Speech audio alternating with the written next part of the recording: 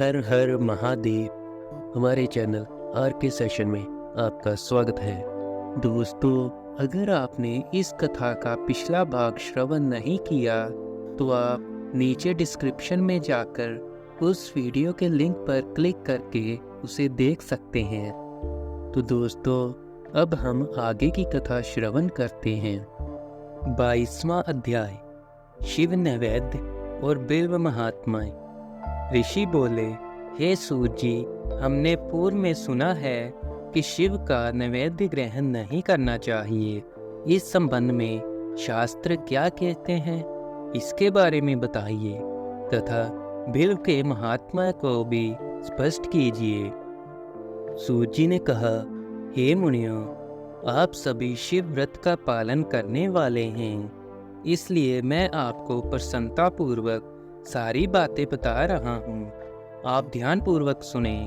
भगवान शिव के भक्त को जो उत्तम व्रत का पालन करता है तथा बाहर भीतर से पवित्र व शुद्ध है, अर्थात निष्काम भावना से भगवान शंकर की पूजा अर्चना करता है, शिव नैवेद्य का अवश्य भक्षण करना चाहिए, क्योंकि नैवेद्य को देख लेने से ही सारे पाप दूर हो जाते हैं। उसको ग्रहण करने से बहुत से पुण्यों का फल मिलता है। नैवेद्य को खाने से हजारों और अरबों यज्ञों का पुण्य अंदर आ जाता है। जिसके घर में शिवजी के नैवेद्य का प्रचार होता है, उसका घर तो पवित्र है ही, बल्कि वह साथ के अन्य घरों को भी पवित्र कर देता है।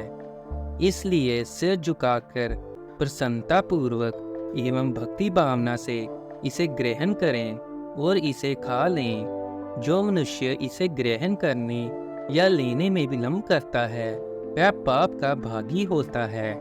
शिव की दीक्षा से युक्त शिव भक्त के लिए नैवेद्य महाप्रसाद है। जो मनुष्य भगवान शिव के अलावा अन्य देवताओं की दीक्षा भी धारण किए हैं, उनके संबंध में ध्यान पूर्वक सुनिए। ब्राह्मणों, जहाँ से शालग्राम शिला की उत्पत्ति होती है, वहाँ उत्पन्न लिंग में, रसलिंग में, पाषाण, रजत तथा स्वर्ण से निर्मित लिंग में, देवताओं तथा सिद्धों द्वारा प्रतिष्ठित लिंग में, केसर लिंग, स्फटिक लिंग, रत्न निर्मित लिंग तथा समस्त ज्योतिर्लिंगों में विराजमान भगवान शिव के नैवेद्य को ग्रहण करना चंद्रायन व्रत के समान पुण्यदायक है। शिव नैवेद्य भक्षण करने एवं उसे सिर पर धारण करने से ब्रह्म हत्या के पाप से भी छुटकारा मिल जाता है और मनुष्य पवित्र हो जाता है। परंतु जहाँ चंडालों का अधिकार हो, वहाँ का महाप्रसाद भक्ति पूर्वक भक्षण नहीं करना चाहिए। बाणलिंग, लोह निर्मित लिंग, सिद्धलिंग, उपासना से प्राप्त अर्थात सिद्धों द्वारा स्थापित लिंग, स्वयंभू लिंग एवं मूर्तियों का जहाँ पर चंड का अधिकार नहीं है, जो मनुष्य भक्ति पूर्वक स्नान कराकर उस जल का 3 बार आचमन करता है, उसके सभी कायिक, वाचिक और मानसिक पाप नष्ट हो जाते हैं। जो वस्तु भगवान शिव को अर्पित की जाती है, वह अत्यंत पवित्र मानी जाती है। हे ऋषियों, बिल्व अर्थात बेल का वृक्ष महादेव का रूप है। देवताओं द्वारा इसकी स्तुति की गई है। तीनों लोकों में स्थित सभी तीर्थ बिल्व में ही निवास करते हैं, क्योंकि इसकी जड़ में लिंग रूपी महादेव जी का वास होता है। जो इसकी पूजा करता है, वह नित्य ही शिव पद प्राप्त करता है। जो मनुष्य बिल्व की जड़ के पास अपने मस्तक को जल से सींचता है, उसे संपूर्ण तीर्थ स्थलों पर स्नान का फल प्राप्त होता है। बिल्व की जड़ों को पूरा पानी से भरा देकर भगवान शिव संतुष्ट एवं प्रसन्न होते हैं। जो मनुष्य बिल्व की जड़ों अर्थात मूल भाग का गंध, पुष्प इत्यादि से पूजन करता है, वह सीधा शिवलोक जाता है।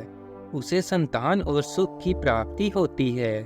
भक्ति पूर्वक पवित्र मन से बिल्व की जड़ में दीपक जलाने वाला मनुष्य सब पापों से छूट जाता है।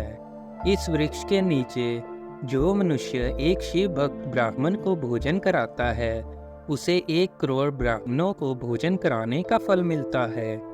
इस वृक्ष के नीचे दूध घी में पके अन्न का दान देने से दरिद्रता दूर हो जाती है।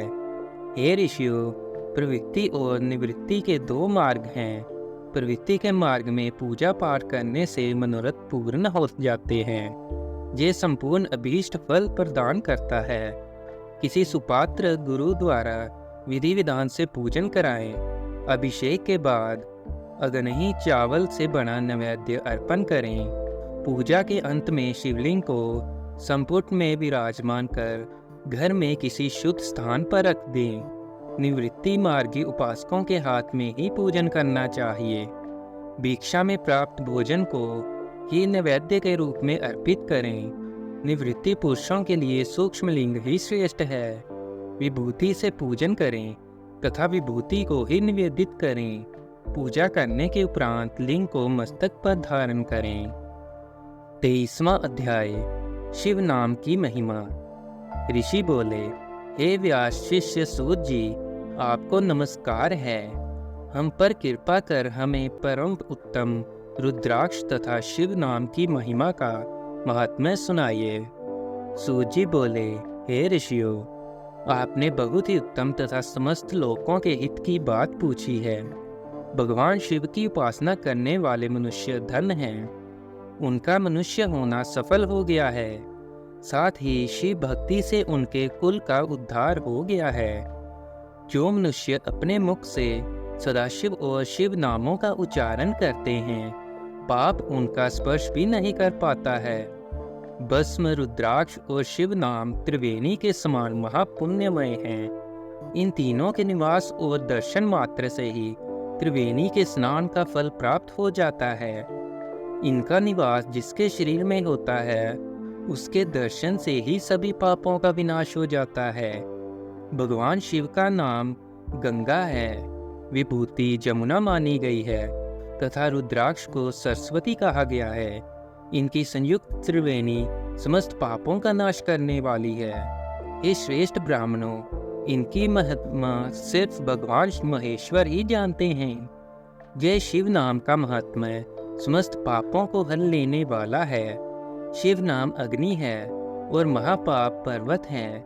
इस अग्नि से पाप रूपी पर्वत जल जाते हैं। शिव नाम को जपने मात्र से ही पाप मूल नष्ट हो जाते हैं। जो मनुष्य इस पृथ्वी लोक में भगवान शिव के जाप में लगा हुआ रहता है, वह विद्वान पुण्य आत्मा और वेदों का ज्ञाता है। उसके द्वारा किए गए धर्म कर्म फल देने वाले हैं।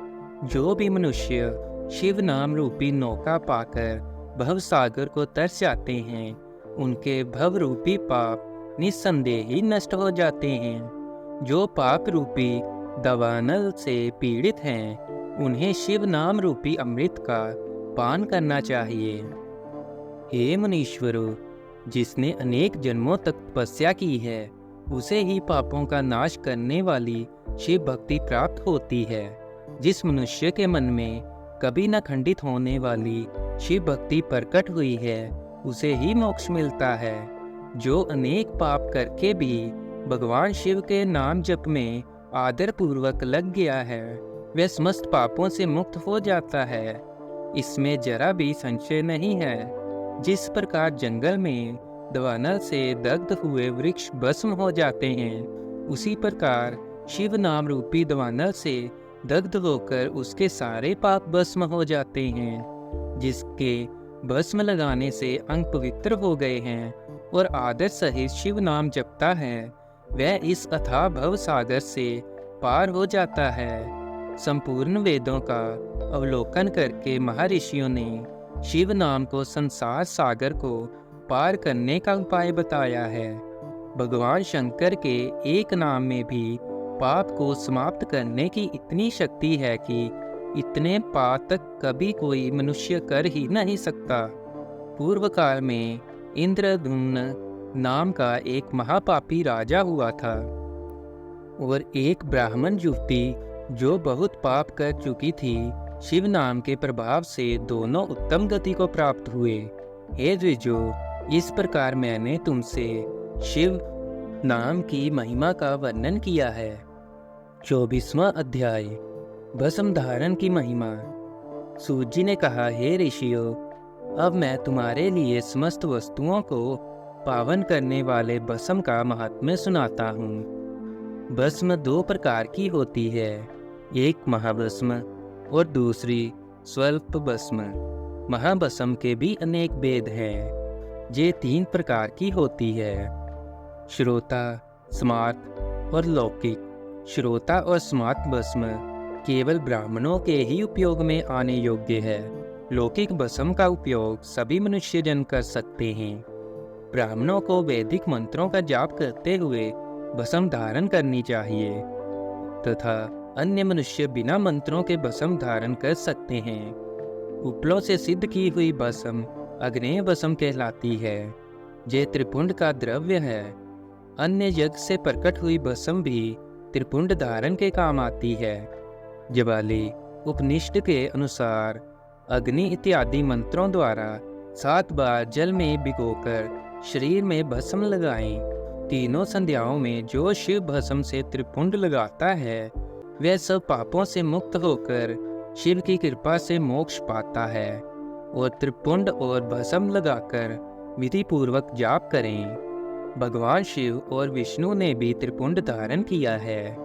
अन्य देवियों सहित भगवती उमा और देवी लक्ष्मी ने इनकी प्रशंसा की है।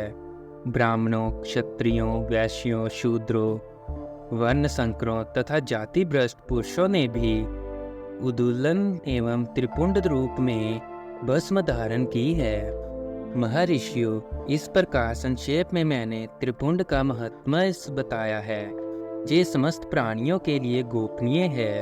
ललाट अर्थात माथे पर भौहों के मध्य भाग से भौहों के अंत भाग जितना बड़ा त्रिपुंड ललाट में धारण करना चाहिए। मध्यमा और अनामिका अंगुली से 2 रेखाओं करके अंगूठे द्वारा बीच में सीधी रेखा त्रिपुंड कहलाती है। त्रिपुंड अत्यंत उत्तम तथा भोग और मोक्ष देने वाला है। त्रिपुंड की एक एक रेखा में 9 देवता हैं जो सभी अंगों में स्थित हैं। प्रणव का प्रथम अक्षर अकार, गार्हपत्य अग्नि, पृथ्वी, धर्म, रजोगुण, ऋग्वेद, क्रियाशक्ति, प्रातः सावन तथा महादेव ये त्रिपुंड की प्रथम रेखा के 9 देवता हैं।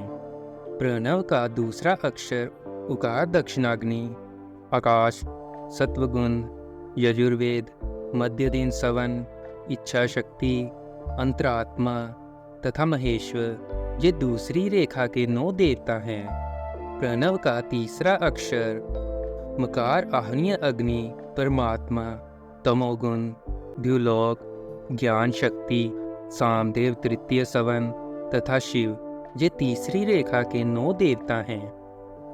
प्रतिदिन स्नान से शुद्ध होकर भक्ति भाव से त्रिपुंड में स्थित देवताओं को नमस्कार कर त्रिपुंड धारण करें तो भोग और मोक्ष दोनों की प्राप्ति होती है।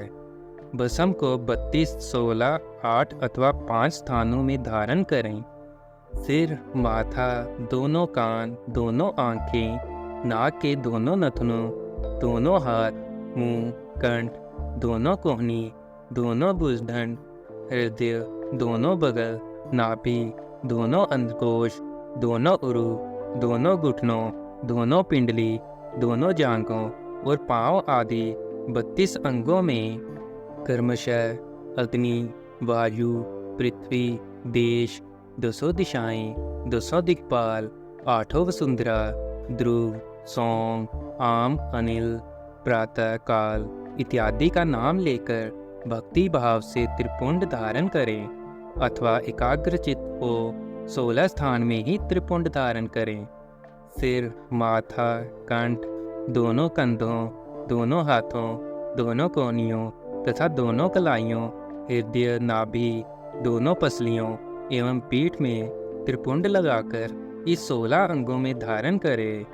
तब अश्विनी कुमार, शिव शक्ति, रुद्र, ईश, नारद और वामा आदि 9 शक्तियों का पूजन करके उन्हें त्रिपुंड में धारण करें।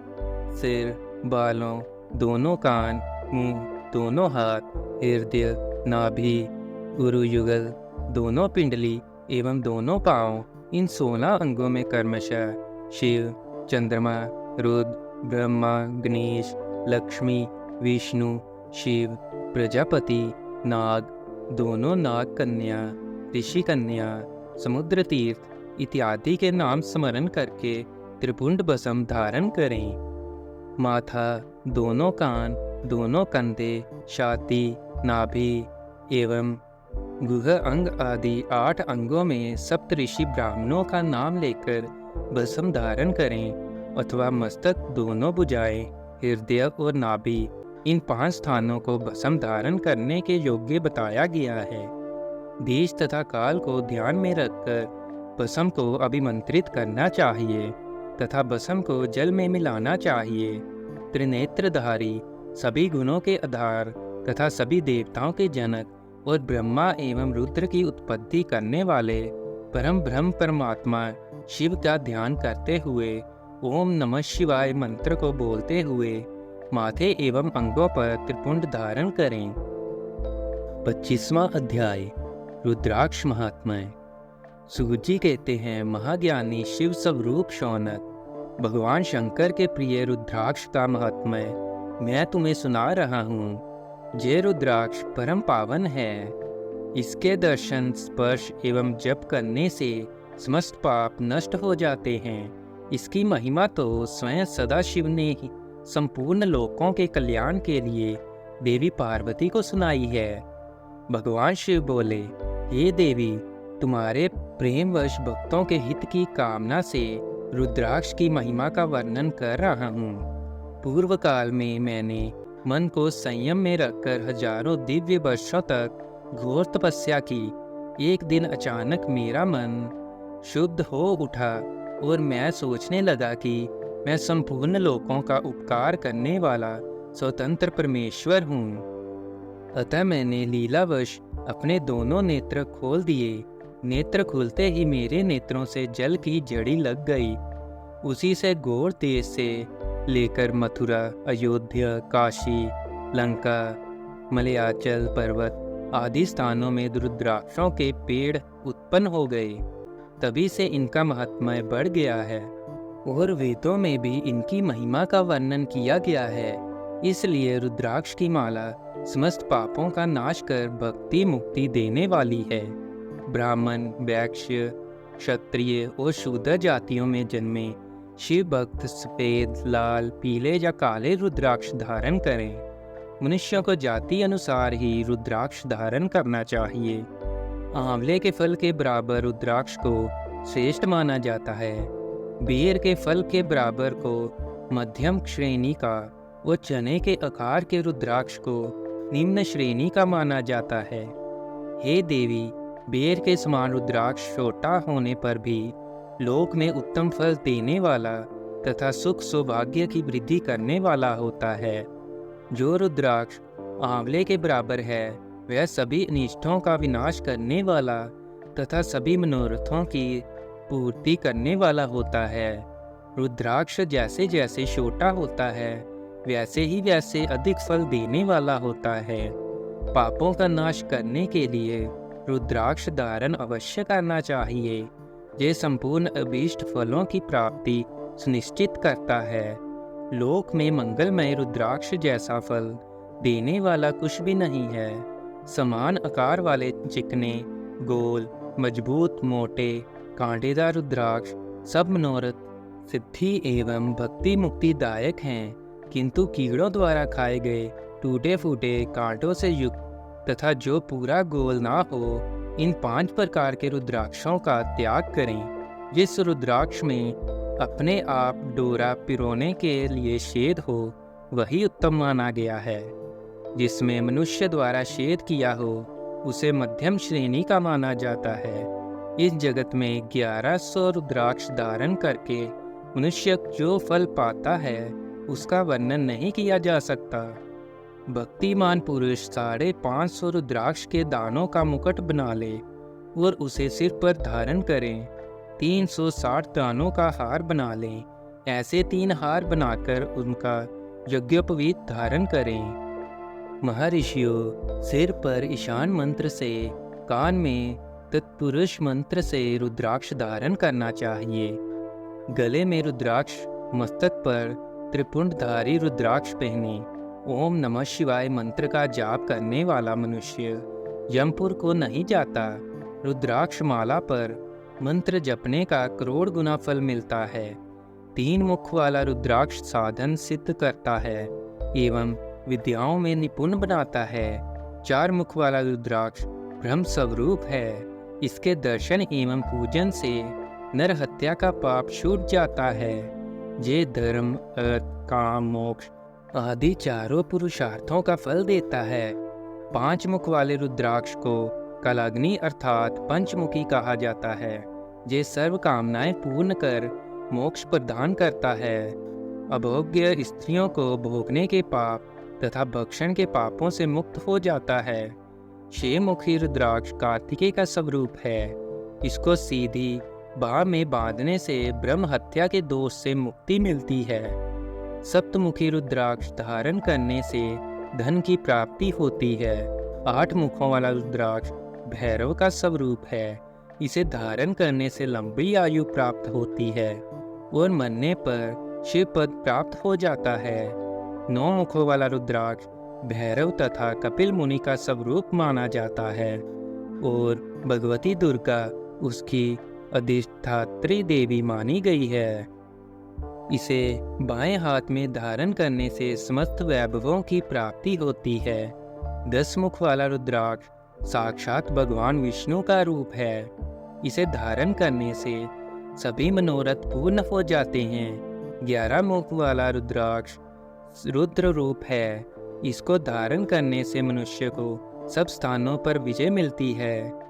12 मुख वाले रुद्राक्ष को बालों में धारण करने से मस्तक पर 11 सूर्यों के समान तेज प्राप्त होता है। 13 मुख वाला रुद्राक्ष विषदेवों का स्वरूप है। इसे धारण करने से सौभाग्य और मंगल का लाभ मिलता है।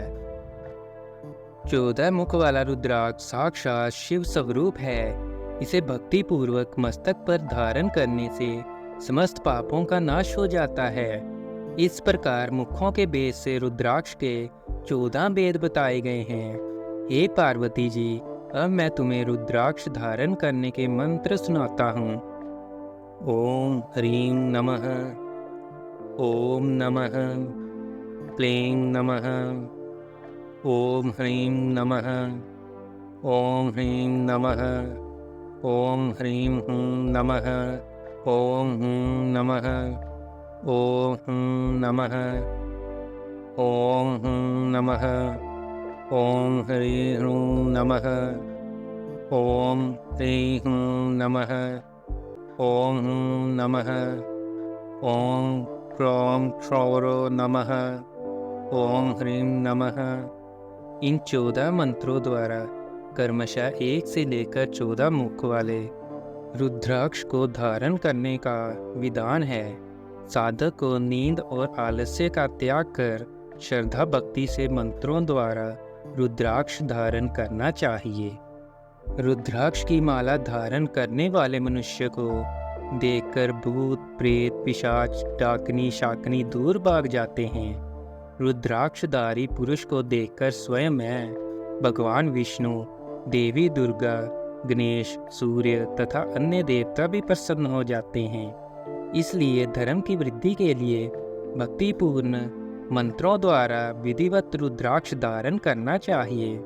मुनीश्वर, भगवान शिव ने देवी पार्वती से जो कुछ कहा था वह मैंने आपको कह सुनाया है। मैंने आपके समक्ष विदेश्वर संहिता का वर्णन किया है। ये संहिता संपूर्ण सिद्धियों को देने वाली तथा भगवान शिव की आज्ञा से मोक्ष प्रदान करने वाली है। जो मनुष्य इसे नित्य पढ़ते हुए अथवा सुनते हैं वे पुत्र, पौत्रा आदि के सुख भोगकर सुखमय जीवन व्यतीत करके अंत में शिव रूप होकर मुक्त हो जाते हैं। तो दोस्तों, यहाँ आज की कथा समाप्त हुई। इसके आगे की कथा सुनने के लिए आप हमारे साथ बने रहिए। अगर आपको ये वीडियो अच्छी लगी है तो आप कमेंट करके ज़रूर बताएं। इस वीडियो को लाइक और शेयर ज़रूर करें। और अगर आपने अभी तक हमारे चैनल को सब्सक्राइब नहीं किया तो हमारे चैनल को सब्सक्राइब करें और बेल आइकन ज़रूर दबाएं, जिससे हमारी वीडियो आप तक पहुंचती रहे।